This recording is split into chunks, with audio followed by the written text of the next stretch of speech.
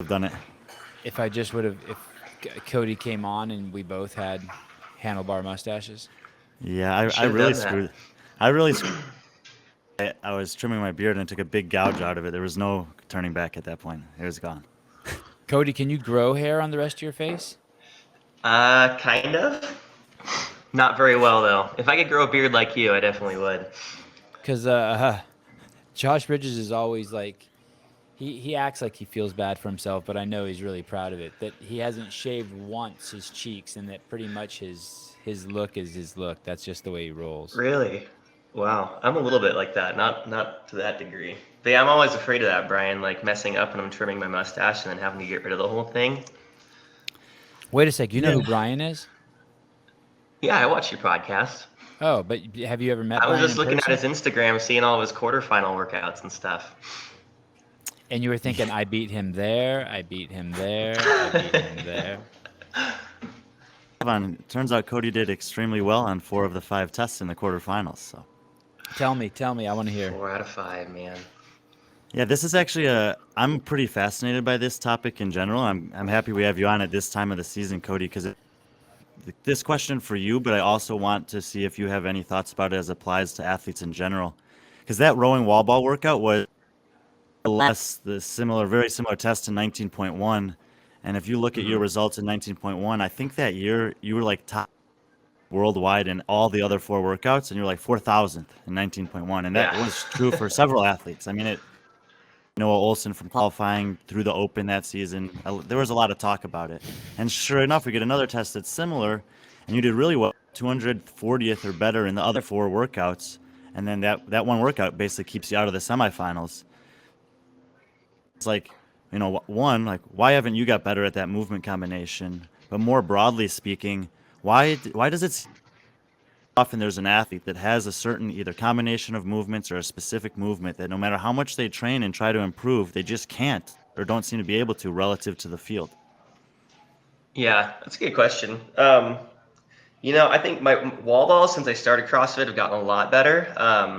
You know, because I did my wall balls unbroken on that workout. It just came down to rowing, I think. So it's just a matter of one, kind of glaring weakness for me. I think, I'm at a little bit of a disadvantage with, my size and everything. But if I'll totally own the fact that I didn't work on rowing enough this year. Like, I've tried to focus on strength and narrow that gap between myself and the rest of the field, and I think I have a little bit. But rowing's just one of those things that's still always been kind of a challenge for me. But um, How but much do you yeah, weigh? I How much think do you weigh, Cody? I'm like 170 right now. And how tall are you? I'm like 5'7", 5'8". And the first year you went to the CrossFit Games, how much did you weigh? I was like 150 or something probably. And what year was that? 2014. No. That wasn't for you. That was for Brian. You don't know those kind of things. That's fine. Well, everyone will remember that it was 2014 because he happened to have one of the performances ever in one of the events. Sevan, do you And, know what we're talking about? I'm sure I'm sure it's something with muscle ups in it. Because I remember just every time that Cody would come out onto the floor and there was a muscle up workout, there was energy in the crowd and people would get excited and want to see him try to push the limit. And that was one of the coolest things. By no means am I suggesting you're a specialist, Cody, by the way, but we all know who's good at relative to the field. We always know who's better at certain things than other things.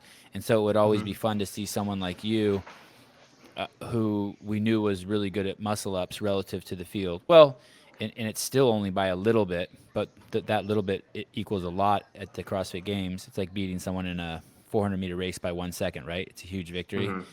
But we would love to see you push these athletes who everyone held on a pedestal and then beat them, and the crowd loved that. I think that's what they really liked about you and Josh Bridges, because there were these workouts that you would show up. There were people at the games who would show up and always take just 20th place in every event, but everyone knew at some point during the week there was going to be a workout and Cody or Josh was going to stick it to someone, and so the crowd got electrified.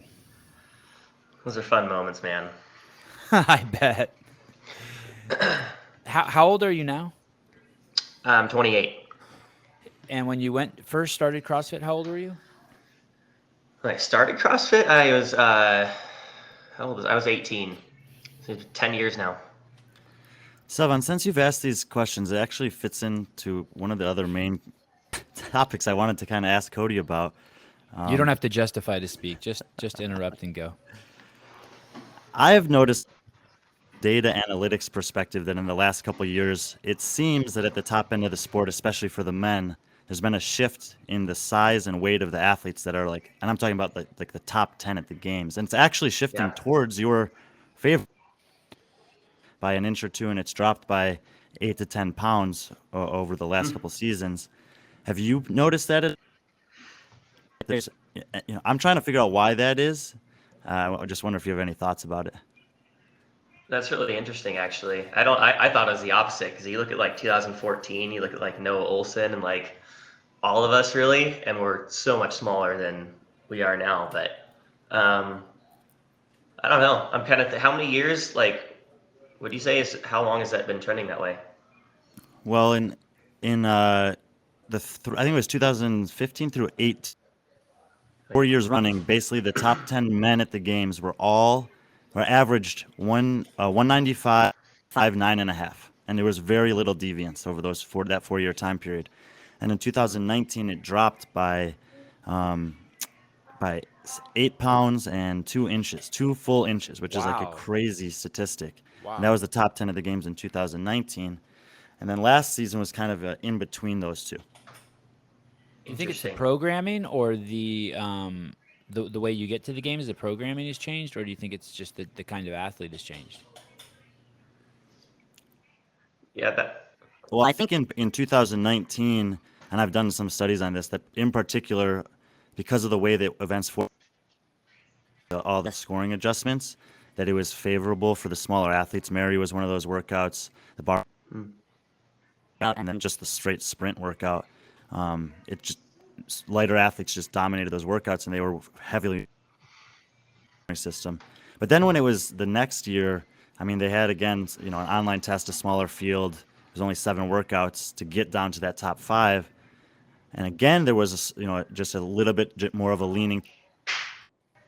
Then I started to like maybe there's something else going. Cody, is the sound coming through your earphones or out of your computer?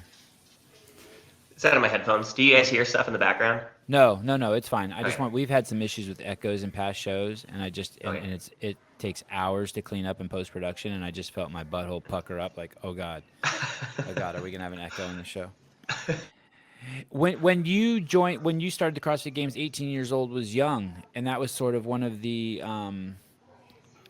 special qualities about you. That's what made you stand out because you were so young. And now that it's like Brian's telling me that there's 2 teenage girls that might qualify for the games. What do you think? What do you think about that? About your age versus young people doing CrossFit now? Do you have an opinion on that? I love watching kids do CrossFit.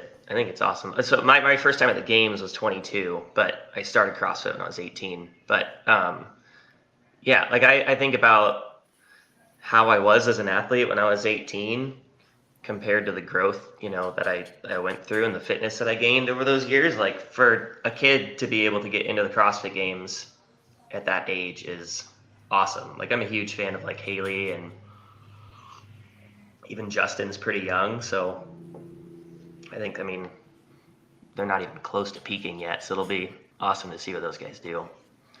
Yeah, this is the other shift that I'm really kind of tracking right now, and especially actually on the women's side, because since they opened up the 35 to 39 Masters division, there's been I think about a dozen women who've been able to qualify for the games, despite being over 35, and I think maybe only one man has done it. I think Jason Smith was 35 when qualified one year, but it's pretty distinct difference. And now we're starting to see that on the other end of the spectrum, there's actually teenage eligible competitors who have a real chance to qualify this year for the games, but it's not happening on the men's side. So there's like this huge gap. The women can be like, and actually have a chance to make it to the games, where the window on the men's side seems to be much more narrow, like probably 21 to 31, like a 10-year gap. Yeah. Yeah, that is really interesting. I mean, I know men kind of like, peak at, what is it, like 29 to 30-ish. or something. I don't know. Maybe that window is just kind of like a little more forgiving if you're a lady, but yeah, it's interesting. It's compelling evidence. You know, in other sports, there's always been a wide range of ages, right? You know, we see quarterbacks go into their 40s. We see basketball players have these long careers, but it is really compelling evidence just based on the qualities of what CrossFit is when humans reach peak potential. I think it's probably one of the most valid tests. Obviously, I'm biased, but it's fascinating. What is your primary focus in life? Like what are you doing, Cody? Does going to the games even interest you? Is it just something you're super fit and so you just do it every year? What's going on with you these days? Yeah, it just kind of happened accidentally. I wish. Um, yeah, 2018 season was definitely like when I was the most like I didn't have anything else going on in my life. So I stepped away from coaching and all that just to be a full-time athlete. But now, we opened a gym November 2018, and so attention is just split a little bit more. I was still training for it this year, and like I said, like totally will own the fact that I didn't grow enough. I think it's my own fault. But yeah, it's been a good opportunity for like um, just evaluating whether I want to keep training the way I am or if it's time to move on. So I think I'm kind of in that in-betweener kind of moment. Like I could maybe try it for one more year, but kind of figuring out if the passion's there or seeing what else there is to do. How do you make that decision? Do you make it on your own? No. Yeah, I mean, I have a lot, some close friends and obviously my wife that I bounce ideas off of and everything. But I think at the end of the day, it's like, I remember Matt, said this, where he's like, when it stops being fun, I'm not going to compete anymore. And that was one thing I was kind of thinking about. I picture myself at the games like this year, 2021, and it doesn't have the same level of excitement, that it did in the years previous. So it might be time, or it might just be kind of a weird period in life. COVID's made everyone's life way different and with people. So I don't know, that might change, but What still city kind do of you in live that in? evaluation process. What What city city do do I you, live in? yeah. It's called Redmond. If you know where like Bend, Oregon is, it's a lot more popular. We're right next to that. Okay. And are the lockdowns pretty strict there? Not as bad as definitely not as bad as like California or Portland or something.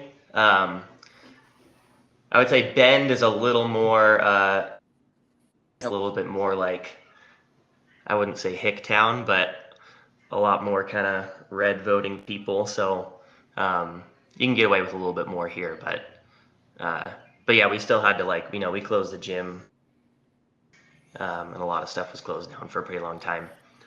There's a gym in outside of, well, it's in the Mount Shasta area in California, and I don't know this for a fact. I haven't looked at the demographics, but I'm guessing it votes more red too. And they sent me a direct message that said that they never closed their gym once, and that their clientele doubled during during the COVID response. I don't call it the COVID Wow. pandemic. The reason why I don't call it the COVID pandemic is because if I didn't watch TV, I would never know it was here. So I call it Totally. the COVID response epidemic. The only damage I've seen is from the response. I haven't or effects. I haven't seen anything from COVID. Not to disregard doctors and people who have seen it, but I just personally haven't. And I'm outside of my house 10 hours a day, and I take no precautions, and I still have not seen No, or you know take the anyone. most important precaution, Which Sevan. is You don't eat going sugar. outside. Right. Well, yeah. I don't eat sugar. I stopped eating. Exercise. I stopped eating sugar though because I lost my job. I thought it was because you wanted to be strong and prepared for anything that comes your way. I knew it was the right thing to do, and when shit hits the fan in my life, I start taking control of my life and start just like, and that's what I did. Shit was hitting the fan, so I start taking control. I think there's probably some classic textbook psychology around that. Tell me about your coach, Amy. Is Amy's last name Everett? Anaya Everett, yeah. Anaya Everett. Tell me about your relationship with her, how you met her and why you've kept the same coach for all these years. She's still your coach, right? I mean, she Uh-oh. for this season, I was kind of. I mean, we're business partners too, so we're still like, friends and everything. Yeah, and I would still consider her my coach, but yeah, she was more of like kind of a sounding board this year, just with like. I just wanted to see how programming for myself went, Metcon wise and everything, but yeah. Phenomenal coach. Our relationship kind of happened organically. They moved one town over from Redmond, where I live, really close by, and their daughter wanted to do CrossFit. I think she was just getting out of gymnastics at the time, so started personally training her, and then she kind of pushed that of like, you should let my mom train you. And so I went over to they have like an awesome like gym, and their whole garage is basically one big gym. They basically set it up so that they could run camps out of there for Olympic stuff. So yeah, I started working with her, just with like my weightlifting stuff, and then it just made sense to me after a while to, if I'm getting my weightlifting programming done by this person, I should probably just have everything done, because then everything kind of fits together a little bit better. Yeah, Amy's awesome. She coaches with every part of her being, doesn't hold anything back. So she was a large part of my success in 2018, and yeah, I'm super grateful for her and Greg both. A lot of opportunities come from those relationships. Cody, that you said about wanting to have like the same coach for a lot of different things is actually kind of the opposite approach that many athletes take, where they'll have a weightlifting specialist, they'll have an aerobic coach, they'll have a nutritionist. Have you ever tried that out, or do you have any thoughts about why some athletes might prefer it that way? Brian's referencing something on Cody's Instagram, right? Where he said, "Is that what you're referencing?" The He comment he made on his just Instagram. Oh, he just said no, it. Okay, he I just said it. apologize. Okay, but he did say something on his Instagram about he would only take a coach if he believed that they knew what they were doing. So I apologize. Yeah. Sorry, I missed that, Cody. Go on. Yeah. Yeah. I mean, I can see the benefit in both. Like people working with Chris Hinshaw for aerobic capacity, or a specific weightlifting person, and then maybe you have like a swimming coach, whatever. For me, it just made sense. Like I didn't want my programming to overlap, and I thought it'd be the easiest just to have one, it coming from one person, and then it's just easier. But I totally see the benefits. Like I just reached out to the guy who did a rowing seminar at our gym about a year ago to give me like a little rowing template to work on. So I do take advantage of that. And I want to respect the people that are experts in their field. But I think it does make it easier. Like, I have a lot of people message me like asking if I have like a weightlifting program or something, and I don't right now. But my advice is always like, I'll point them to like Catalyst Athletics or something, but then it's, also reminding them that it's important. Like if you're just going to do a weightlifting program, you need to really be conscious of the programming that you're doing at your gym, Metcon wise, making sure you're not clean and jerking like 3 days in a row, or, squatting every day of the week or something. So I think that was the main thing, the reason that I just, wanted Amy to do everything for me. Cody, you and I are pretty similar size. I'm a couple inches taller, but the same weight. What do you think the main reason is that you can snatch over 100 pounds more than me? Great question. Great question. Selfish, but still a great question. Do you take creatine? Oh shit! That's the only reason. What's your steroid supplementation, Brian? Yeah, no, I can't say that on here. I don't know. I think background in gymnastics helps a lot. I had pretty good mobility from the get-go. Overhead squats were never like a struggle for me starting CrossFit. And then I've just put a ton of work into it, man. Like I went through a period of time where I didn't PR my snatch for 2.5 years. And that was like as a competitive athlete. But, working with Amy and Greg and kind of rebuilding my form and having a better understanding of the way, even just, what's the word I'm thinking of? I was going to say physiology, but I don't think that's the right word. The way Olympic lifting works and what you actually need to do to like elevate a bar and stuff. I think it's a lot of reps and a lot of practice. I brought up Amy because I feel like she's one of the unsung heroes in the coaching world. Like I watch a lot of UFC, and there are some UFC coaches out there who I just know are, from looking at their athletes, the small stable they have, they're just amazing. And I always wonder why more people, and maybe more people do. I don't really know. I don't know her business, and I don't know her that well, but I respect the shit out of her. Every time I see her, I think you described it perfectly when you said she coaches with her entire being. Every time I would see her at a regional or a games, man, she was like deadlock focused on you. Yeah. And she had an extreme amount of passion, and there's probably some healthy pressure there that she put on you. She's the kind of coach definitely you want to please, and you want to make proud of you, right? And and that's why I brought her up. I'm surprised that more athletes don't go to her. Are there any other games athletes she trains? And of course, she has her husband as that amazing resource also. Yeah, they're both super knowledgeable. Greg is an incredibly smart guy. I don't know if I think she's helped a couple different games athletes with weightlifting stuff. She worked with, you guys know, Carly Fuhrer. No, we can't hear you, Brian. Or I can't.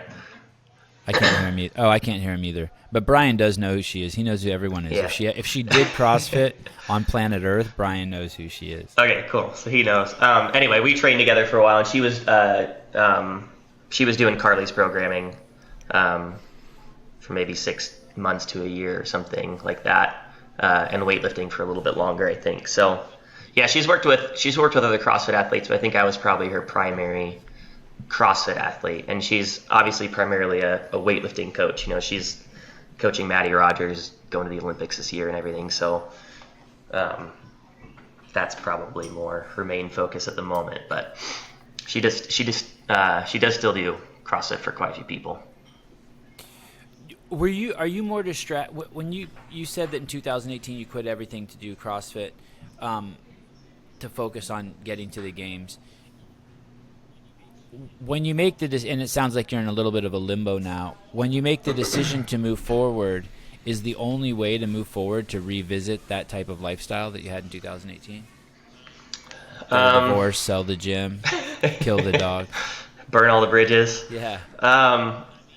Yeah, I mean, if I wanted to maximize my potential, maybe. I don't think I ever need to get divorced, but you know, there are other focuses, and so yeah, I don't think that's realistic for where I'm at now. There are things that I could do.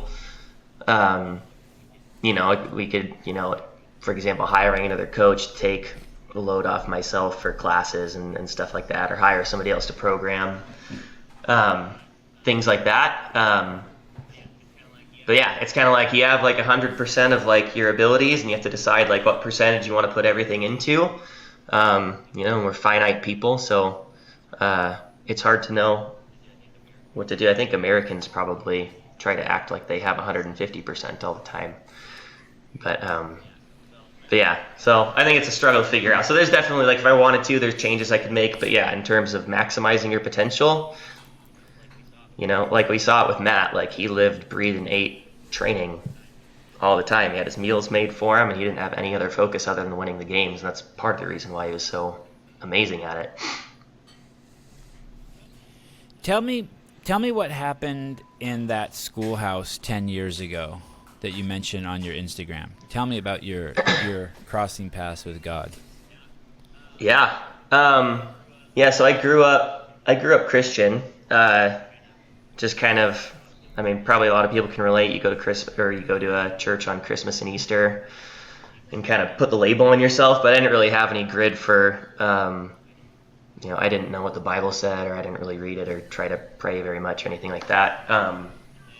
And then, we just got invited to a small conference. This guy that lived nearby met some lady that had been a missionary in Colombia or something for a number of years, and had her come over, and they rented out a middle school classroom after hours. And she was just kind of sharing stories of the things that, you know, she'd seen and experienced while in Colombia and just in general. And there's an opportunity just to have people pray for you afterwards. And I don't really have like a burning bush didn't come in front of me and God spoke from the heavens or anything, but I just had a moment where I was like, to me, it's like, okay, this is real, and if it's real, then I want more of it. And I think that's probably one of the most important parts of my life, I credit God for, giving me all the opportunities to CrossFit and all that kind of stuff. It kind of shaped my worldview and my values, and I'm still growing as a result of it. But I don't believe that anything really in my life where I'm at now would have happened if it wasn't for that moment. I don't know if that describes it very well, but people use that term believe, and I get hung up on it because they say I believe in God. Yeah. And I would think the term is I know God. And yeah, I would agree with that. Yeah, and that using the word believe is like, I believe in Santa Claus. I believe my wife loves me, because I can't know, because I can't get into her head. I can't get, Is there, does that distinction resonate with you at all? Totally. Yeah, I think that's a really good way of putting it, because there's a difference between believing that God exists and actually adjusting your life to live like he does, if that makes sense.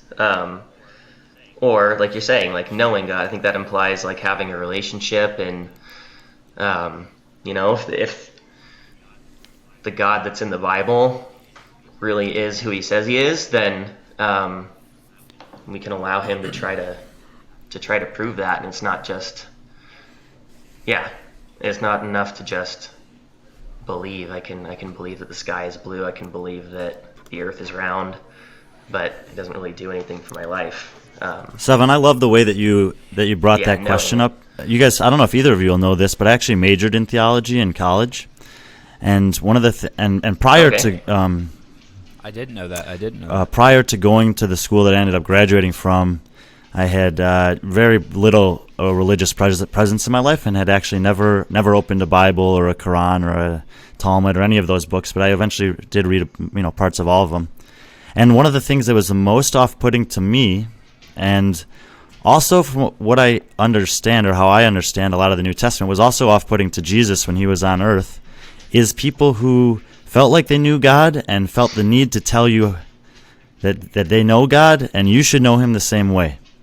So and that's a delicate thing. So and I think it's great for people to feel confident in their knowingness of God. But a challenge for most people is, how do they project that into the world so that it doesn't turn people away from something that they want so desperately, especially if it's someone they care about, for them to understand. What's your approach with something like that, Cody? Yeah, that's a really good point. I think that's, honestly, why a lot of people have a bad taste in their mouths about church and stuff, is they've seen Christians or, whoever, preach one thing and then live a completely different way. And okay, these people are hypocrites. Why would I align myself with what they're doing? But I don't know, any kind of effective thing where I've been able to share my faith with somebody has come up organically, where I already have a relationship with them and there's respect gained, and and then just kind of an opportunity comes to talk about it. I'm not trying to sell Jesus to them or anything, but it's hey man, if you're interested, this is my story. And then it's kind of up to every person, if they want to believe it, because I shared that story. It's my subjective experience. You can I can share other stories about things that I've experienced and that I would credit towards God working in my life, but at the end of the day, you have to decide if what I'm telling you is the truth, or whether you believe it or not. There's this thing that people call flow state. I've heard the term, I'm sure we've all heard the term, right? And for me, and I've said many times that I don't believe in God, and that really, the DMs pile up and people start sending me scripture. And it's always nice stuff. It's always nice stuff. But I don't think that they realize what I'm really saying, right? Because they have a mind of duality, and they automatically think. It's like if I said, I don't like Cody Anderson, then people would jump to the conclusion that I dislike you. but they wouldn't think, oh, that's because he loves Cody. He doesn't like Cody. And so when you say, I don't know if you're able to follow that, but in some languages work like that. They don't work with duality. They don't. You wouldn't say in Armenian that you don't like someone and someone would jump to the conclusion that you dislike them. They would only just focus on that, and it would leave open the option that I love you. But so it's an interesting thing when I say I don't believe in God and I see all these people jump to the conclusion, they jump off like I have no relationship with God. But that flow state, to me, is when you have given up yourself and you're sort of the witness, and God is just working through you. And of course, it's an incredible, as you pass in and out of that flow state throughout your day, and you become more and more aware of it. You learn how to cultivate it. You learn how you got there. You learn what you had to think, how you had to breathe to get to that state, and that's when you've sort of become selfless and you've given your life to. And I hate even to say the word God, because for me, God is no thing. And when we use words, we make something.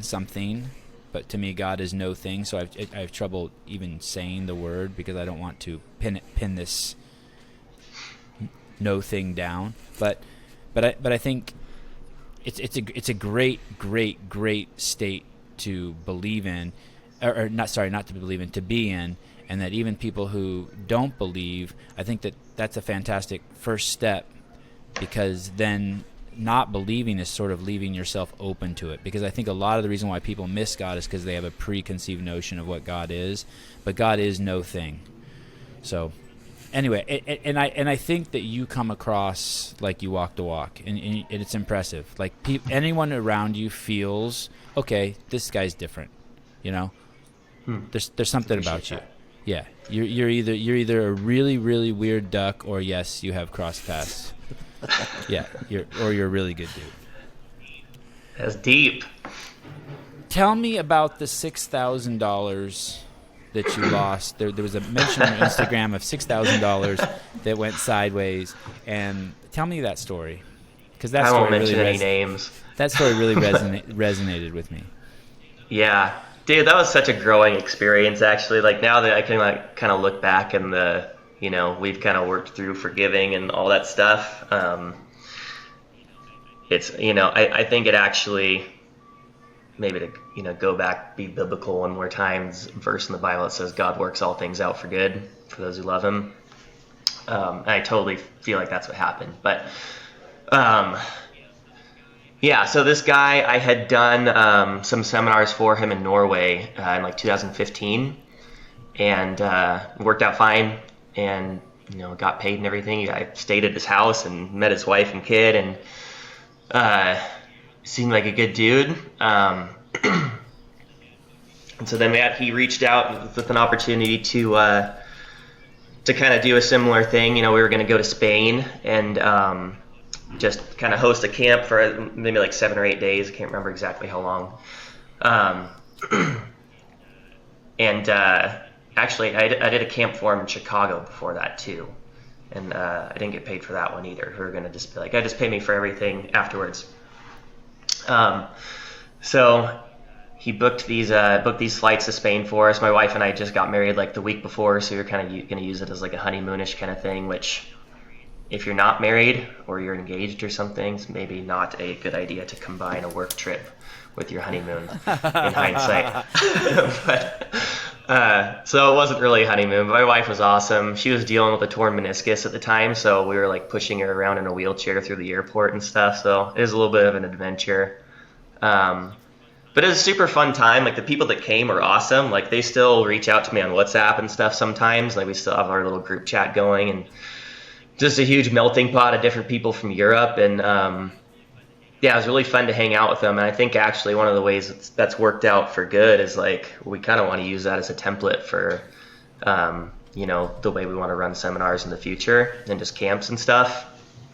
So that was good. But yeah, so this guy, he's acting kind of just disappearing all the time during, and people were really annoyed with him, and just kind of looking back, it was really shady. It was supposed to be an all-inclusive trip, and so he was having people pay to rent cars, and they just keep the receipt and I'll reimburse you. And and all this stuff. And it turns out during that time that we were there, he was actually getting sued in his country, I think, which would explain why he's like on his phone and disappearing all the time.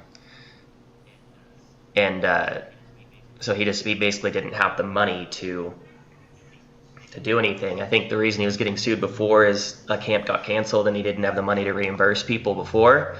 So it was just kind of like this Ponzi thing of like, paying off the last thing from the camp you're currently doing. Just really bad way to do business. And so when we got home, I like sent him invoices and everything, and and he just kept making excuses and giving me a little more time. And then eventually came out that I kind of some other people reached out to me and said, hey, this is what's going on in Norway, and he's in pretty big trouble. And haven't heard from him since, really. He kind of deleted his Instagram, deleted his Facebook, like everything, and just, I don't know where he's at in life. But if he's listening to this, he knows who he is, and I've forgiven him. But yeah, it was a good opportunity to kind of like let that go. And they say holding on to unforgiveness is like drinking poison and expecting the other person to die. So it wasn't benefiting us at all. We did everything we could, and at the end of the day, you just kind of have to wash your hands of it and know that you acted with integrity. So yeah, it's kind of a weird way to start marriage. The reason why it resonated with me is life is full of those things. I was many years ago, I was growing weed, and I would take it to this guy, and then about 300 miles south of my house, and he would sell the weed. And then on my next trip down to when I would bring more weed down, he would give me the cash he made, right? Mm. And one time, I think I was just done. I was over that phase in my life, and I had left $4,000 with him. And so like 4 months later, I went down there to get the money, and he's like, oh man, I don't have the money. I used it to first, last, and deposit on this house I'm in. And as time went on, I lost the money, right? He never gave me the money. Then I had another friend who needed $3,000 to finish her master's degree in China, and I lent it to her, and good friend. Both of these were good friends. Never paid me back. And then, that I feel like I have endless stories like that. But for some reason, I was never mad at these people. It's kind of like it's different than being stolen from. Stolen from's a little harder to swallow. But I found it fascinating that you wrote about that like you didn't. I don't even think you used the word that you forgave him. You were just like you just wished him well. And I'm not even sure I know what forgiveness is, but man, it's not worth burning. To me, it was never worth burning the bridges. It's on them. It really is on them. I never, I might be like, oh shit, I really needed that money. But in the end, it's all on them. It takes up it shouldn't take up my mental space. It should only take up their mental space. The burden's on them. And I just thought that was really cool, because I don't think a lot of people realize that. And I think a lot of people, when you lend someone something, that's why I would never lend anyone a book. If someone comes to my house and they're like, can I borrow that book? I'm like, no, absolutely not. You can have it, or no, buy your own. Like, I'm just very comfortable saying that. No, I don't lend things. I don't want the burden. Anytime lending someone's almost like a lie. You gave it to them. Hopefully they pay you back, or hopefully it comes back to you in some other way. But lending stuff is always. My mom bought me a new truck. It's the only new car that I had, except for the minivan I bought once I had kids. But my mom bought me a new truck when I graduated from high school, and that's how I had to learn how to say no. Because people would always want to borrow the truck for stuff, like my friends to move or do this. And I would always think to myself, if they fuck my truck up, I'm going to hate them. And I don't want to lose this friend, So no. It's true. Yeah. I like that, actually. I might start doing that, not lending stuff to people. And it's good. Saying no is a great practice. Saying no is such a great practice. So many people don't know how to say no. Because saying no is so hard, a lot of people will lie. You know what I mean? Like, to be like, hey, can you come to my birthday party this weekend? You'll be like, oh, no, I have a dentist appointment. But you don't have a dentist appointment. You just don't want to go to their birthday party. And just tell the truth. Everyone will – you think the people will be mad, but the good people will be like, man, Cody has integrity. I actually learned that from Dave Castro. Just say what you mean. If Yeah, people don't I like it, that. It's such a healthy thing to do, not have to make excuses for yourself. And I think it shows there's like shame attached to the decision you're making or something if you're not able to own it like that. So, yeah, my wife and I both try to do that, but it's still so tempting because you think it's being nicer, Nice and helping people are two really misunderstood words. Mm-hmm. A lot of people think that they know what helping is or what being nice is. They have no idea. They have no idea. Tell me about this 10,000 dot work. I saw it on your Instagram, and I want to know what it is because the first thing actually I thought was, holy shit! I'm surprised Matt Fraser's not over there just collecting a monthly paycheck. Yeah, I think it's still early on. They've only done 5 of them, so it's in the early stages of its. Sorry, Cody. 1 second. Do you know what that is, Brian? I do not. Oh, awesome. Brian knows everything. What? Good. This is great. Okay, go, Cody. I'll tell you about it, Brian. Yeah, so it's kind of still in the early stages. There's only been 5 of them, but it's kind of like an open style, like just thing to do once a month. And they put some money behind it every month. I think first place wins like $1,200, and they pay out through the top 10. So it's like a $5,000 purse. And I think I first got exposed to it. They just invited me and just asked, like, hey, do you want to do this? There's money involved. I'm like, sure. And I won a couple $100, and so I've done it every month since. But yeah, I think it's kind of like we're seeing kind of more of those things, with the COVID stuff, like giving people a thing to do.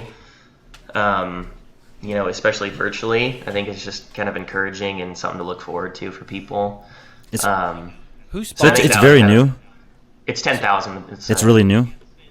Yeah, that's been maybe 5 months or so that they've been doing it now. I think maybe 6. But how do they pay for that? What's the plan? What's the model? Who is this? Is this just some rich guy who wants to see, really, give fit people a chance to win some money? Because I went to their Instagram and it's barren. Yeah. So yeah, 10,000 work. They don't keep up on their Instagram very much, but 10,000 is a clothing brand.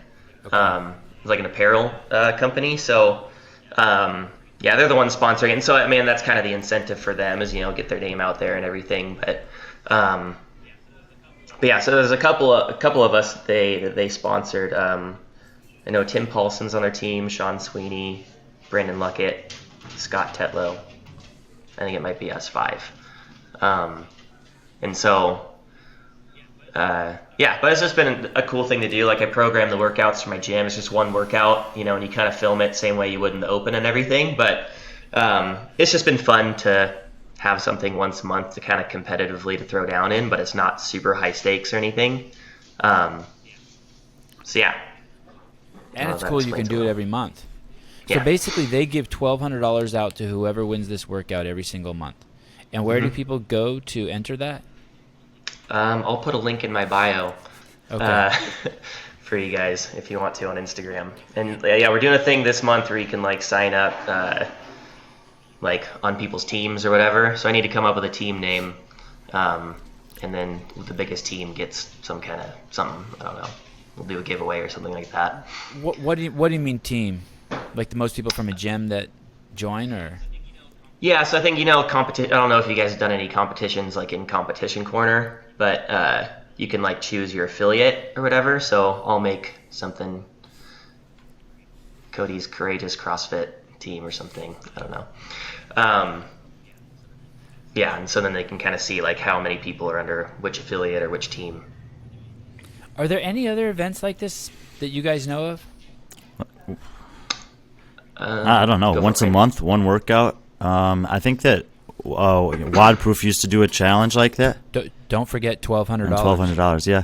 I know WODproof used to do like a challenge once a week or once a month or something, but I don't think it ever got enough legs to like be sustainable. I don't know. It sounds relatively new to me. I mean, what if there were 10 of those and you could make a living just whooping ass online?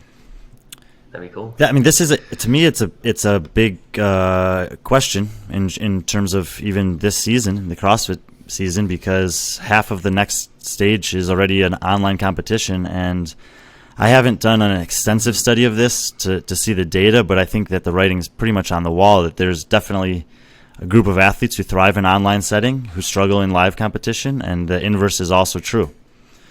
So, in one of the conversations going around the space right now on a more macro level is how do we make fitness as a sport more sustainable for more athletes? And obviously you have to have opportunity to make money.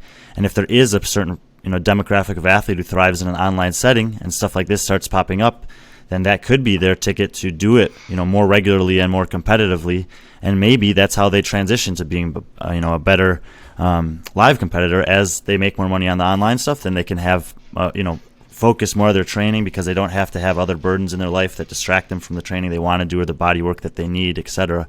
So I think it's a cool platform that's begun, and would be interesting to see if other companies, climb on board, especially because it seems like parts of the world are going to continue to be pretty limited for foreseeable future. Yeah. Cody, why do you train with shoes on? Why do I train with shoes on? Yeah. Is this like a random kind of question? I don't know if it's random. You wear shoes, don't you? I do wear shoes, yeah. Okay. Most of the time. You could say, Sevan, you're wrong. I do train without shoes. Sevan, this will probably be interesting to you, Sevan, and Cody for sure have an opinion too. Someone compared masks and shoes to me this week. Oh Wow. God. As a reason why you should wear a mask. They turned it around on me. I asked them why they wear masks. They asked me why I wear shoes. Because I'm programmed to wear shoes. That's why. The same reason why people wear masks is they're programmed. The planet is a very hospitable place. I know people want to think it's dangerous, but it's not. It has dangers. What did you say, Brian? And then we'll get Cody. You're not getting off the hook. I want to know why you wear shoes. All right. What did you say, I Brian? stopped talking to her. I would walk away too. Hey, most people don't know why they wear shoes. Because we're programmed at such an early age, most people don't know why we wear shoes. They have some automated response. Their autopilot goes on, and they say, oh, because I don't want to step because it's cold outside, or blah blah blah, or my feet are tender. I won't swear because Cody's here. But come on, man. It's okay to be like, I don't really know why. Okay, go on, Cody. So why do you wear shoes? I noticed you wear shoes in your workout. You're in your gym. You're in this beautiful, clean space. This is how I thought. I was watching you do a workout. It was like clean and jerks and something else. And it was all around the bar, whatever you were doing. And I'm like, oh, this guy. And you had beautiful shoes on. I don't know what they were. They were like some tan shoes, just one solid color. And I'm like, wait, why is this guy wearing shoes? He's in his space. Why doesn't he just work out barefoot? I always work out barefoot. Unless Really? I'm doing rope climbs. Yeah, I've honestly just not considered ever working out barefoot. All right. If I'm Ever? being honest. I mean, I could make a case for why to wear shoes if we want to get like that. You mean like Protects my in feet. case you drop a weight on them or something, or Yeah, or like I because think that's you the way it's know, going to be in competition. set yourself up better for barbell lift with having a little more of a solid platform and everything. Maybe. I don't think I would clean and jerk very well in bare feet. I mean, Would hurt. theoretically, the energy would transfer better, right? You're just right on the. Has anyone ever do you have to wear shoes at the CrossFit Games? Could you do an event barefoot?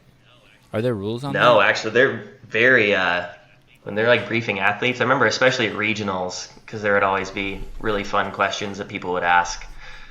They'd want to like, what was it, like 2015? We had like the handstand walk and then like the 1 rep max snatch afterwards or whatever. Like you can't bring out lifter. You can't like handstand walk barefoot to like save some weight on your feet or something and then put on lifting shoes for the snatch. Like you need to pick one pair of shoes and keep them on your feet the whole time. In one of the Olympics, there was a South African woman, and someone can correct me in the comments if they want. I think her name was Zola Budd. And she ran the 10,000-meter race barefoot. I think she also got knocked down somewhere in the middle of the race. She had a collision. But that's pretty impressive, right? Go to the Olympics and run it barefoot. You say a 10K? 10K. Well, yeah. On the That was track. like a trend when I started CrossFit. It was like the whole barefoot shoes thing, or just running barefoot. I had like the 5-finger shoes for a while. I can but see you wearing those. I stopped wearing them after I got a blister like this big on the bottom of my foot. I ran like 800 meters. I was like, I don't think these are gonna work for me. Sevan, you might find this interesting. After Go I ahead, finished playing collegiate soccer, I was like lost in terms of what I was gonna do with my athletic pursuit, and the natural thing for me was like, oh, I'll just start running because I run in soccer all the time. But I started studying running. That's when I read the Born to Run book, learned about the Tarahumara tribe and all these different philosophies that were out there. And I went to a running specialist, and he evaluated my running form, and he asked me if I'd ever considered minimalist style shoes for running. So I was like, no, but tell me about it. So I bought like a mid-tier shoe. It was like less, not those thick, cushiony, Saucony, whatever. It was like a thin middle, whatever. And I started training. I ran half a mile in them, and the bottom third of my calves, like where the Achilles and around there, was just on fire. So I trained in this shoe until I could run 10 miles without having that pain.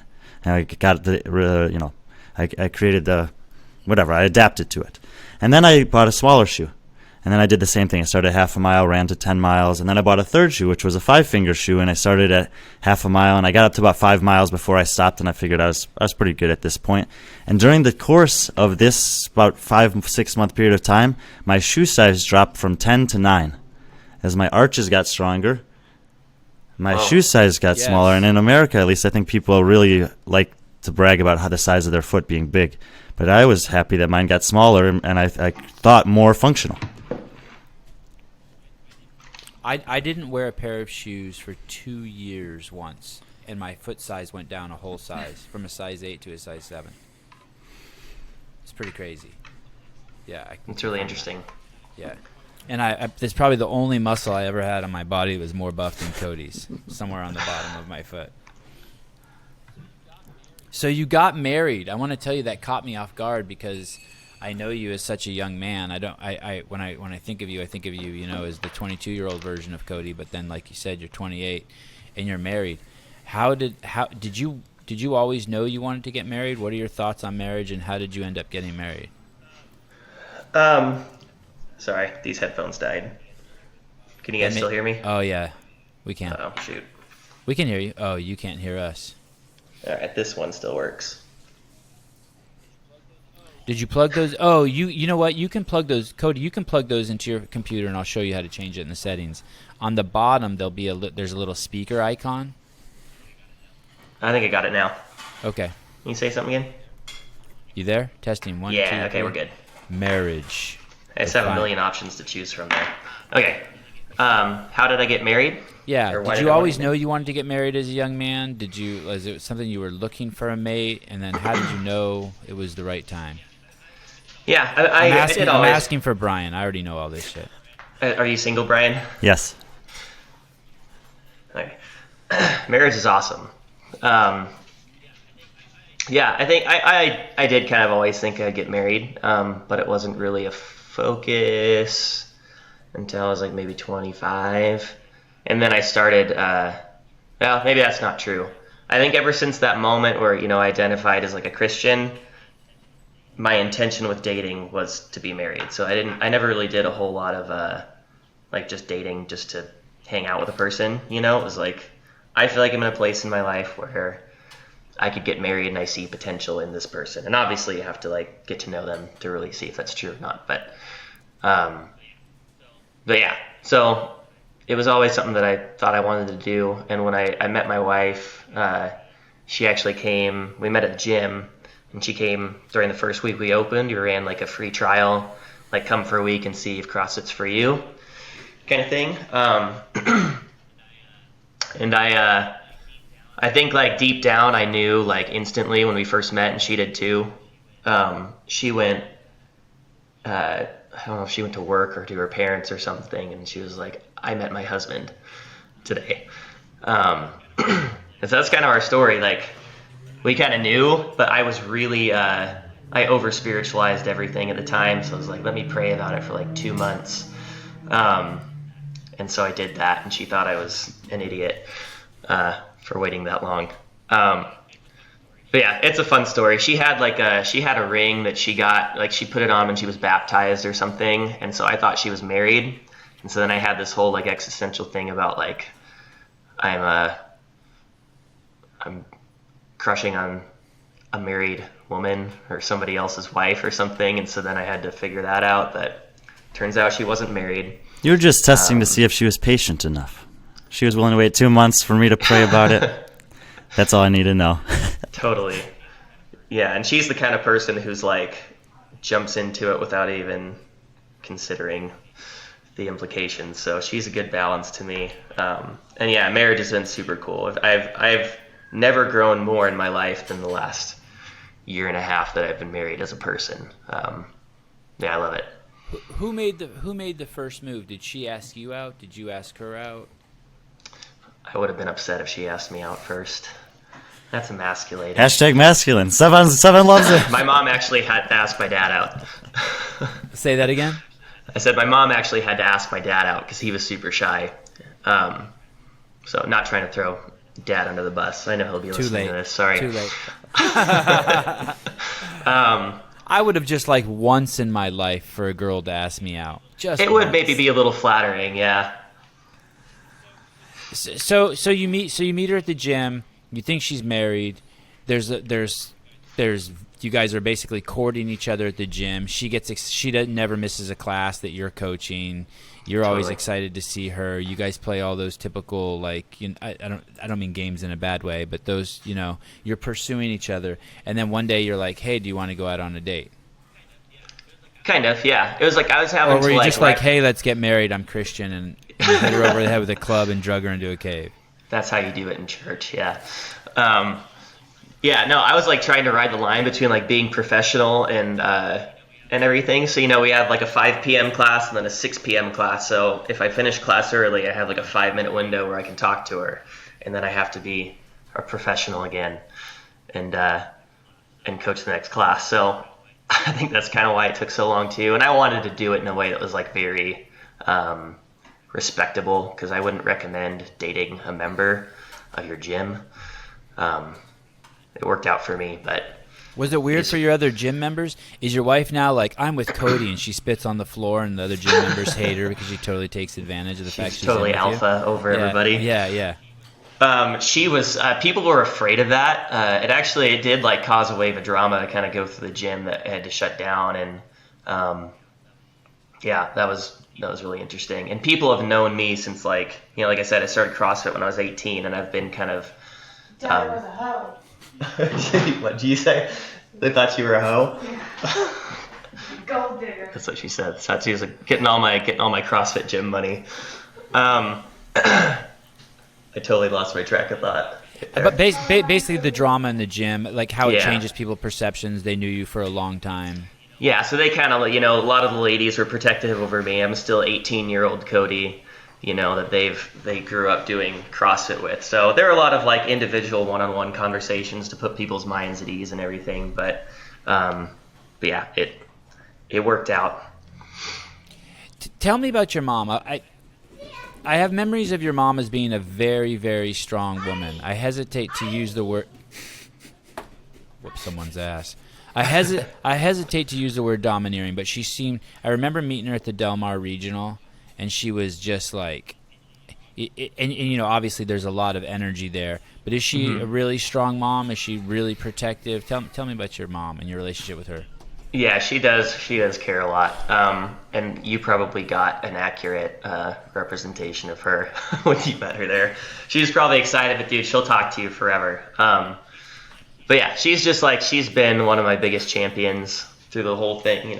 She'd come to every competition, obviously the games and everything. And yeah, she just loves, she's definitely like an acts of service kind of love language. So whatever she can do to like help and make life easier for you and everything, she wants to do that. So yeah, she's been a huge support. I love my mom, obviously. Did she have issues with you getting married? Was she like, nah, you're my Cody? No, she was actually when we were dealing with drama at the gym, and I was like, man, is this like okay? She was like probably Kayla's biggest advocate, or one of her biggest advocates, like, and she's one of the people, I'll go to if I'm wrestling with a hard decision, like, being done with competition or whatever. Like, she's one of the people I'll go to be like, hey, like, what do you feel about this or whatever? And she's like, yeah, there are no red flags for me about her. So yeah, she's she's loved Kayla since the beginning, which has been really, I think if either of my parents had a problem with her, that would have been hard for me. Yeah, that would be really, really hard. It's funny because, from TV shows and from when I was little, there's always talk about the in-laws. But, man, I can't imagine that. That would be devastating. If, like, my parents Yeah, didn't like it'd my just be wife weird or- to have that kind of, like, I would feel really uncomfortable if her parents didn't approve of me or something. That'd be a very strange dynamic. I would ask you both something. How would you feel if you knew that one of your closest friends was not did not think that was a good situation for you and told you that? I'll put it in context because I have a couple friends who I've had, I've known for decades and I care about and I want the best for them, and I've seen them get into relationships that I thought were going to end up not working out for them. And this is a derivative of something that happened to me where I was dating a girl. Everyone told me how great she was, and then she ended up not being that great. And then I remembered that there was actually one friend of mine who told me, in the midst of everyone else telling me that they loved her, I don't know, man, something doesn't seem right about this one. And I went back to him and asked him, why'd you tell me that? He's like, because I care about you. So when I see it happen with my friends now, I'll tell them, I'll say, like, hey, I know that you are in this situation and it seems great, but from the outside looking in, these are a couple things that are concerning to me. But I frame this in a way where I tell them, I say, I'm only going to have this conversation with you once. I'll let you do whatever you want with it, and I'll support you whatever you decide to do afterwards. But you got to know how I feel now, so that 10 years down the road, I'm not here to say, well, I never liked her anyway to begin with. Yeah, hang on to those kind of friends, man. I think those are valuable. I think, yeah, if your worldview and values and everything are shared with that person, I would definitely give validity to what they're saying, and listen. Obviously, you have to be the one to make the decision, but people can see your blind spots, especially when you're blinded by infatuation and everything in a new relationship. So. Oh, shit. You said infatuation. I forgot that's what it's like. I've been married for 20 years, but I forgot that is what it was like in the 5th grade. It was infatuation. I forgot about that. You'd be the first day of 5th grade, and a girl would sit down next to you in class, and all of a sudden you'd just be infatuated. Well, Wow. I just want to, Sevan, let me just finish that up, because this is what the end result of that has been is that, I feel like I'm the person they can call when they need the truth now, when they need someone to tell them something that's hard for them to hear. The girl or the friend who told The friend. you that? They're still, both of them in this case are still with those women, and I've actually gone on to marry those women, and I'm supportive of them in doing that. But they reach out to me now because they're like, oh, when it was hard for him to tell me something that they know I didn't want to hear, he still did it. So when they need to hear something, or they are unsure if they need to hear something, oftentimes I think I'm the one they call. It's really difficult. I think it's different for the layman like you and I, Brian, versus someone like Cody. And I want to give you an example. There's a CrossFit Games athlete who is extremely popular, and when I went out to film with that athlete, they had a mate. And this CrossFit Games athlete, no one, when I went to go film, the 10 or 15 other people in the cohort of this athlete all told me at one point or another, hey man, this person's mate is crazy and they should not be with him. Well, flash forward a few years, and this CrossFit Games athlete has none of those friends but is married to that person. And I tried to do that without revealing the sex of the person. I really wanted it to stay. I have no idea anonymous. who you're talking about, so you did a good job. So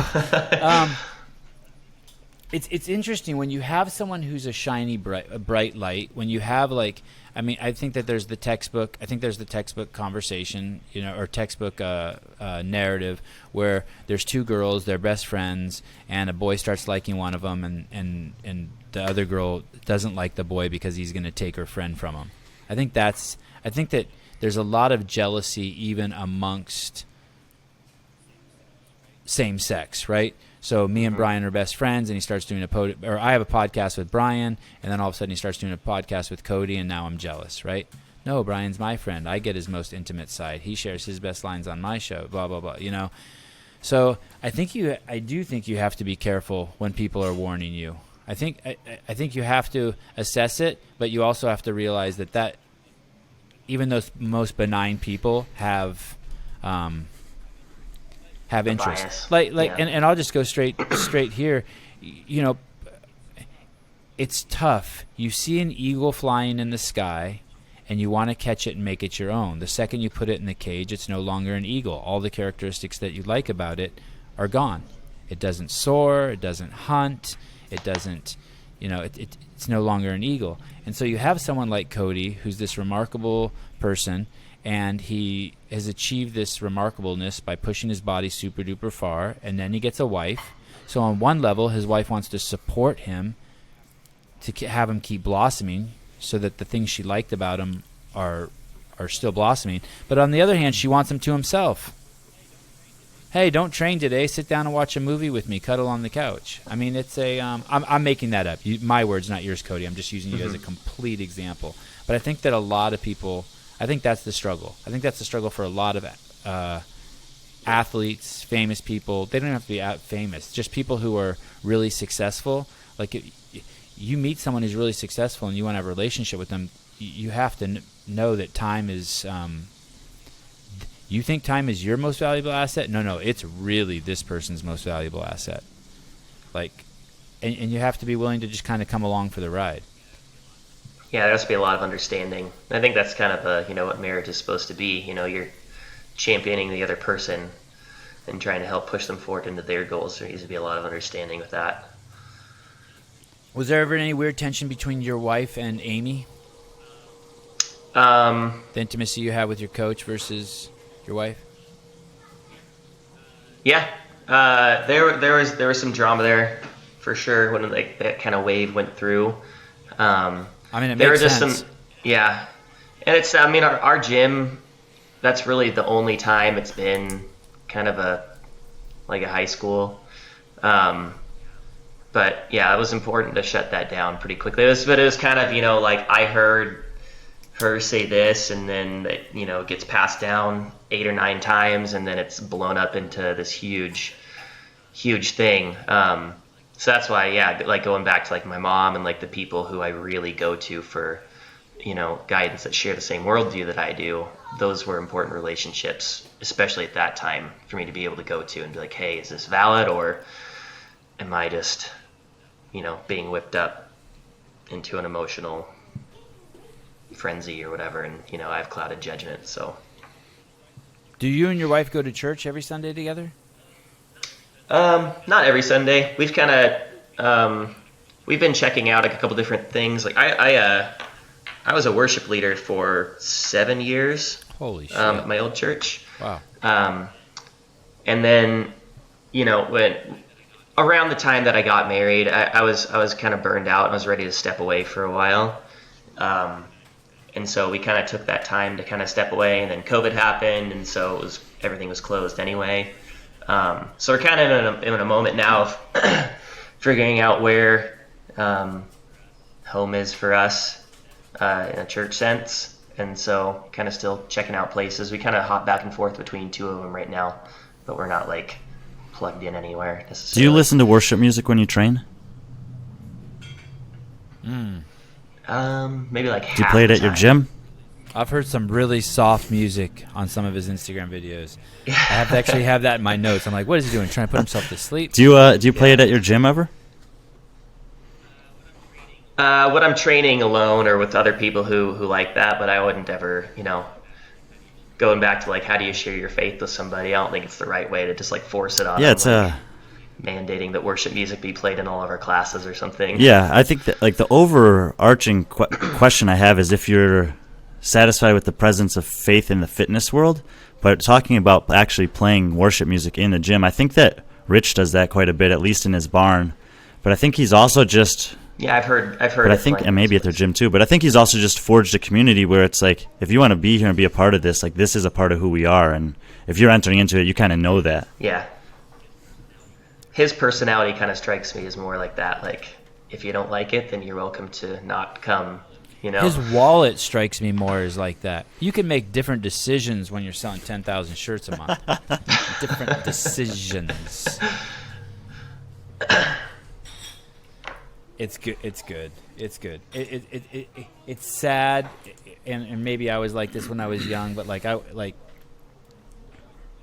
I would like if someone's doing something good, if someone's planting flowers in their yard, who am I to be like, hey, I think poppies are ugly? I don't think poppies are ugly, by the way. But it's like people forget, like, someone might not be doing something you like, but take a step back and climb a little bit higher on the ladder and be like, hey, but is it good? It doesn't matter whether you like it or not. Is it good? And what do I mean by good is, like, is it helping making people better? And, like, that music that he plays in the gym, like, if you went there and you're not Christian or you're Muslim or you're just a fucking hater, like, get over it. Yeah. Just let people do their shit. It's not vile. It's not like The other way to think about it is, it's not doing any harm. There you go. The harm it's doing is the story you're telling yourself in the head, but it's not doing anything harm. His music's not like, go out and fuck hoes and kill people. You know, it's like, chill. Yeah, there's some music that we celebrate, and yeah, popular culture, I would argue, is a lot more offensive. Tell me about after you're done opening that bag of Oreos. Tell me about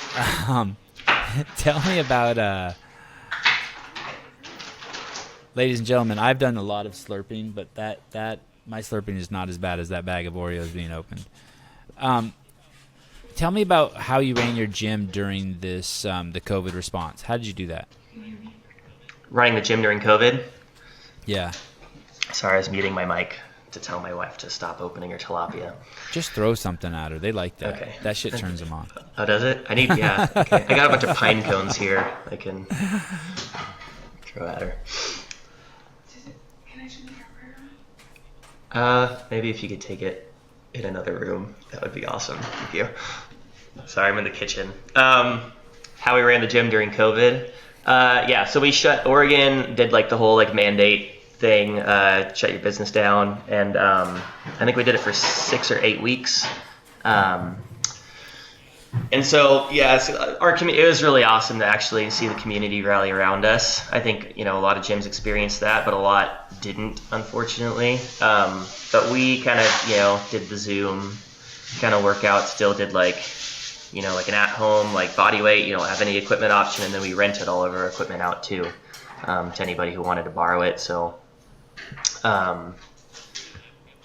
yeah, it worked for us. The second time we were told to shut down, we did for about a week, and then decided that we were just going to quietly keep doing our thing. So I don't really even know what the regulations are at this point, but there's bigger fish for OSHA and everybody else to fry right now. So luckily we can kind of hide and everything. But yeah, that was kind of the way we did it. How big is your gym? How many square feet? It's like 5,000. Okay. And what's the name of it again, Cody? CrossFit Magnify. And so do you guys wear masks when you work out? No. So you're just rolling along. Just keep going. Go on, sorry. I was just going to say, I don't want to be the I'm not going to judge you if you want to wear one, but to police that and I don't know. My opinion is that I need to see a little bit more logic and reason behind it. If I can actually own it for myself, then I'll enforce it, but it's a bunch of healthy people. Would you know that there's a virus that's ravaging the planet if you didn't watch TV, if no one had told you? Do you have any evidence around you? No. So you wouldn't know. If you hadn't watched TV in the last year and nobody wore masks, you wouldn't know? Definitely not to the degree that how would you have known? Give me one example of how you would have known. Sorry, put you on the spot. Known that there's a pandemic, or that there's a virus? No, just that, like I would never know that there's a virus here that's bad for people if I didn't watch TV. I would have no clue. No one around me has died. No one around me has had like some mysterious illness. No, like I don't know. Like anyone who I've known who's known someone who died, I'm sure it would have just been written up as the flu. Like I don't have any I haven't seen a dead body in the street. Like I mean, the homeless people are flourishing in my town. I mean, flourishing. Mind you, they have a very, very liberal mask policy, like no mask. Would you know? I would guess. I would say that you would have no idea. Yeah, I mean, But I'm just trying to bully you into saying that. I know people that have gotten it, and they said they lost their taste and sense of smell and it sucked, but I think I was exposed to it. I'm pretty sure my wife had it before it was even a thing in the news. So yeah, but as far as like the level of panic and extremeness of what's being communicated, I would agree with you on that. Do you share a toothbrush with your wife? I think I have unknowingly before. She's the least germ conscious person. She probably has the strongest immune system out of anybody on the planet. She'll drop gum on the gym floor and put it back on her in her mouth. That's a good girl. Yeah, I mean, she's getting stronger doing that. Cody, how intentional was the name choice for your gym?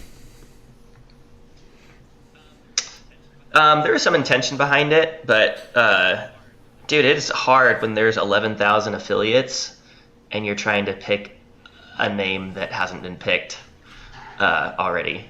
So, yeah, our LLC is Revive, Strength and Conditioning. I wanted to be CrossFit Revive, and there isn't one, but there is like a Reviver and a Revival and maybe like one other kind of word like that. So, yeah, we couldn't go with that one, and then we just sent like, we probably tried like 20 different words, and we started literally just like opening a dictionary and like what sounds cool and maybe has like some kind of significant meaning behind it. So yeah, it took a while. I kind of like the name choice because I feel like people can define that word for themselves, and it could like apply to so many different things. Yeah, I feel like it's pretty broad and open-ended. I'm happy with it now. But yeah, it was hard to find one. This church leadership thing you did, what did you call it? You did for 7 years. What was that called? I led worship, so I was the guy on the stage singing and playing guitar. Yeah, have we seen any of that, Cody, in this podcast, or did you have a different persona for that? Were you louder? Were you more boisterous, or were you just chilling and like, hi kids, sit up straight, we're gonna sing some songs? Yeah, you guys probably got the authentic me. I don't really think I change in any environment too much. I'm pretty level. But I would definitely like hide behind my guitar and my microphone. Like speaking is way more intimidating to me than, just trying to play music for some reason. I don't know. But yeah, whenever I had to like, depending on where you go to church, they have different styles, the way they open service or something. But, I'd always feel the pressure to like share something super profound or something beforehand. And usually I just end up making a joke. So that's more my personality, I think. And then jumping into it, but what a great experience to play music in front of people for 7 years. It's cool to be a part of. Cody, do you see any parallels, especially with music in church? I feel like there's some people that go to church for the music, and I feel like in the CrossFit space that there's sometimes the same. It's like, oh, I want to be good, I want to look good, so I go to CrossFit gym, and then they're getting all these other benefits, but they don't really care what their blood pressure level is or whatever. They're saying, I want to look good in my bathing suit. You see any parallels between the two? Yeah, that.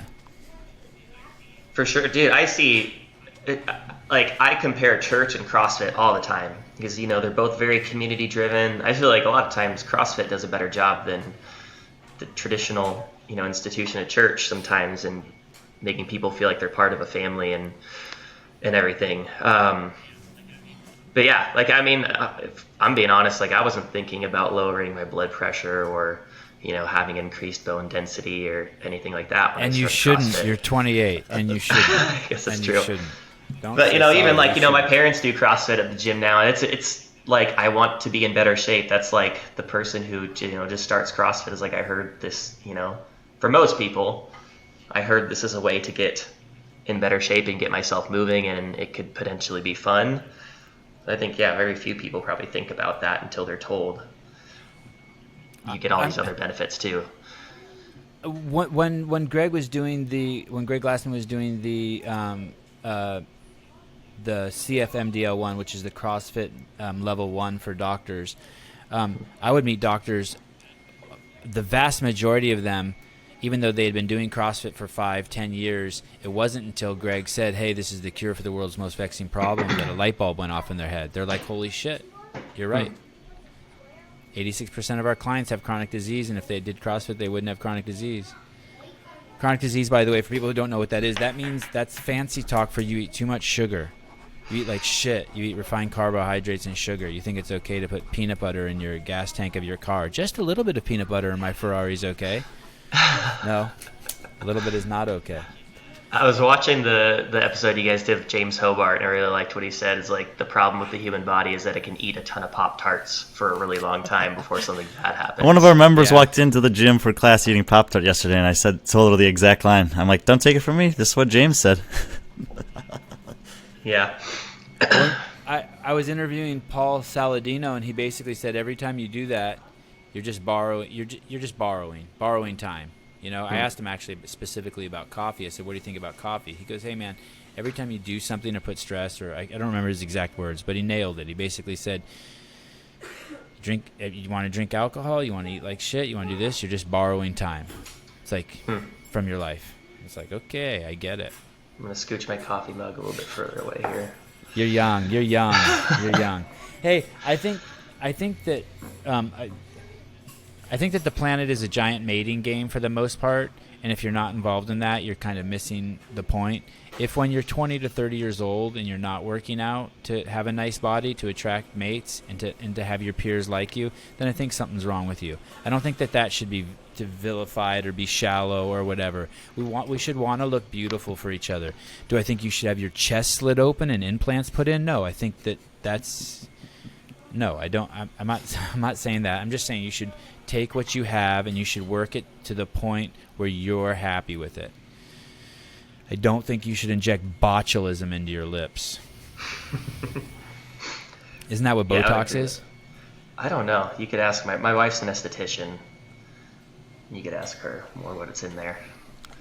But yeah, I would agree. If your wife wouldn't have been Christian, would that have been a huge hiccup? Yeah. Yeah? Yeah.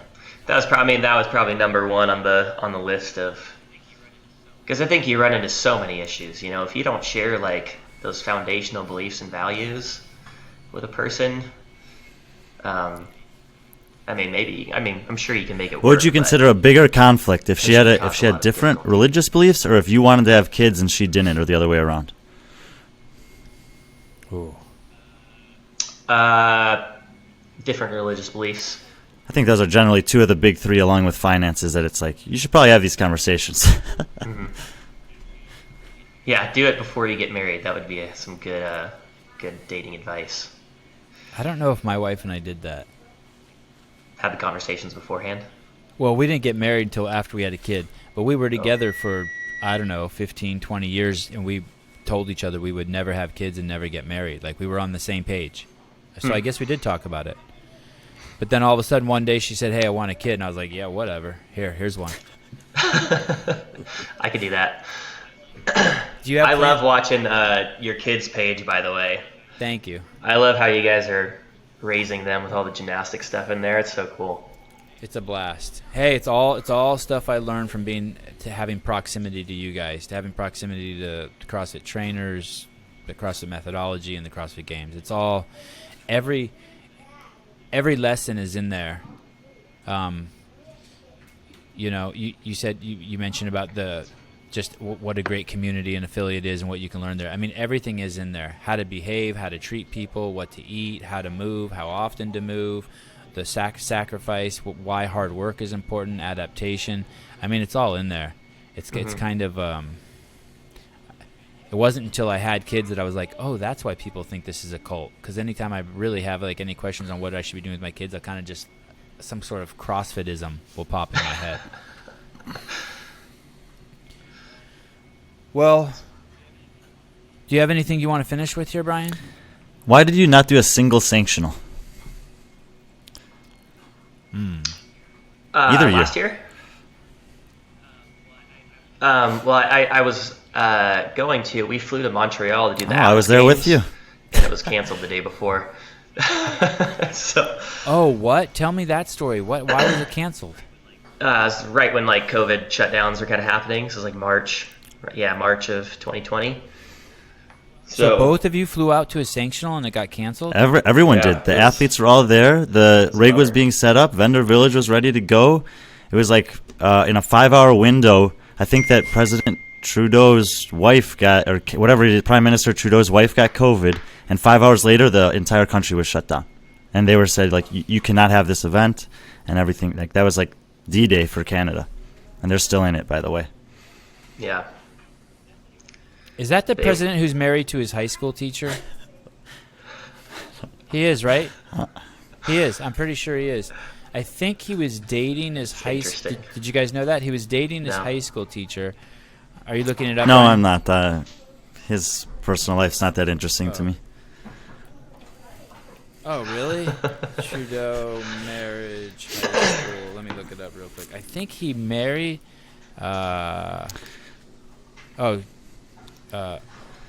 me see. Oh, maybe I'm wrong. Maybe I have him confused with someone else. Maybe that was the French Prime Minister. Yeah, I got my doorknobs confused. Well, Cody, thank you very much. Yeah, thanks for having me, guys. I was stoked when you reached out. Yeah, why did I reach out? I thought it was right after I sent you a DM saying, I don't know, I respected your actually having an opinion on stuff or something like that. Everyone, Dude. everyone has an opinion. Not everyone has the courage to express theirs. Exactly. And yeah, I respect people who have one and speak it and stand by it. But you know, oh man, I like what you guys are saying, but I don't really care about people's opinions unless they tell me the logic of how they get there, and that's really what I try to share. Mm-hmm. You know, and there are some hard truths in there when you do start expressing that, right? Like, but if you can't express how you got to that opinion, if it's just like, oh, you know, like I just felt this way. I don't like save that. Like, I don't care. Like, you're not my mom. You're not my kids. Like, I want to know. I want to know the facts. Oh, someone's cooking breakfast for Cody. Sorry, guys. When I stop it, oh, go ahead, Cody. I was just gonna ask if you consider yourself like a big like devil's advocate kind of person. I've been accused of that before. I don't. I think I just like to break things down to their smallest. I like the truth is so much easier once you settle in on it, right? Mm-hmm. Like, but so many people are like disturbed by the truth. And the example I've been using lately is like, hey, you have a sister. You call them your sister, but the truth is that that's just a signifier for a girl who came out of your mom's vagina, the same vagina you came out of. And so it's the same thing with like underlying conditions and chronic disease and comorbidities. These are all just signifiers, and we're hiding the truth. And when you tell people what the truth is, actually no, it's being fat that's caused these problems. And actually it's not necessarily being fat, it's the fact that you eat too much sugar. And once you start getting down to the truth, and then once we get to the truth, people can take action on it, right? That's like all the cool shit. And like I said, I'm not a religious guy. That's why Jesus is so cool. He's just dropping truth. You can take his words and use them, and then your life gets better. Mm-hmm. I understand why it bothers some people. It requires personal accountability. I understand. You don't want to go practice. I think a lot of people take it. Oh, sorry. No, you go, please. I was gonna say, I think a lot of people take offense when they're, I call it like your sacred cow or whatever, is confronted. Because it's just something that you believe, but you don't actually know why you believe it, and so it's easy to get defensive and just be like, well, it is the way it is. Yeah, I saw you when I asked you why you wear shoes. I saw you go for your gun. Like, I know you live in I don't Oregon. know. Yeah. You got all pissed at me. Got all sassy. Yeah, those questions are good. It makes you actually have to have a rational reason behind the way you live your life and your opinions and thoughts and everything. So I have a window open behind this window, and every window I open on the internet has a picture of George Floyd, and I realize I've been staring at George. I've been doing the entire podcast with the three of you and George Floyd because he's just in every he's everywhere. He's everywhere. Yeah. He's like. Do you remember that guy? Oh no, you probably don't know. Oh, this is a good question to finish on, Cody. Do you know who Wood is? During the COVID pandemic, there were pictures of this guy Wood being passed around everywhere. Do you know who that is? Wood, like WOOD? Yeah. Do you know who I'm talking about? No. Brian, Nope. Do you know who I'm talking about? No one ever sent you any of No. those? It's the guy. He's naked, and he has this giant Huh? cock dangling between his legs, and there were like 1,000 memes made about him. Do you know who he is, Cody? That's probably why I don't know who he is. Awesome. You're a good dude, Cody. You're a good dude. know. I had so many threads going. I mean, he was in every meme everywhere. It was It's not like the Ricardo guy in like the banana hammock, is it? No. It's just this really buffed guy. He's an ex-porn star, and I think he passed away. And during the COVID thing, it just turned into this giant meme. Like his penis was a helicopter. His penis was like just everything. He was like, it would show him getting the vaccine. I mean, there's just 1,000 memes. Maybe I'll send you a handful of them just to pollute you a little bit. Oh, yeah. Where did they inject him for the vaccine?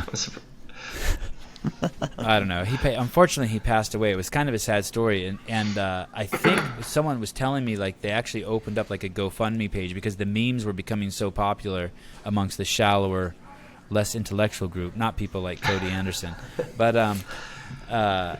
that they started a GoFundMe page so you could pay money to it, and then his family could get money for his likeness being used, which I thought was cool. That's like one of the good things about the internet. Yeah. All right, Cody. Interesting. Cool. Thanks again for having me on, guys. It's good to Yep. talk to you.